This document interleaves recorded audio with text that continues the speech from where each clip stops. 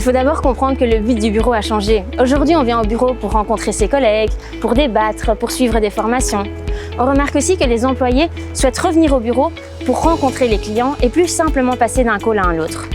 L'employeur, lui, cherche à créer une véritable culture d'entreprise et une expérience au bureau. Le bureau est donc réellement devenu un outil de différenciation dans la guerre des talents.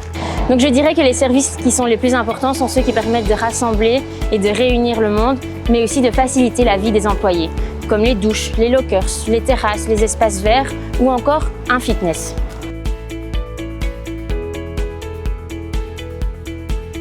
Je dirais le CBD car il s'agit d'immeubles dans un contexte urbain plus agréable et avec une grande mixité. Il est possible d'aller faire ses courses sur le temps de midi, profiter d'un bon restaurant pour le lunch ou encore d'aller boire un verre après le boulot, tout en jouissant d'une excellente mobilité. C'est là qu'on retrouve aussi le plus d'immeubles durables et en lien avec les tendances de marché. Il ne faut pas oublier que c'est dans le CBD qu'on retrouve aussi l'Europe et le palais de justice et que donc tout naturellement, pas mal de sociétés essayent de s'implanter autour de ces deux pôles.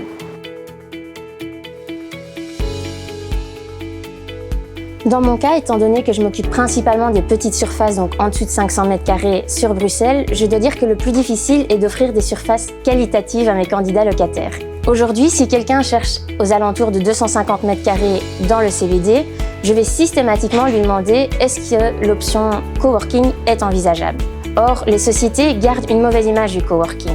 Pourtant, il est totalement envisageable de créer des espaces privatifs dans un coworking tout en gardant tous les bénéfices du coworking, c'est-à-dire des baux bien plus flexibles, des salles de réunion à louer en plus et tout un tas d'autres services.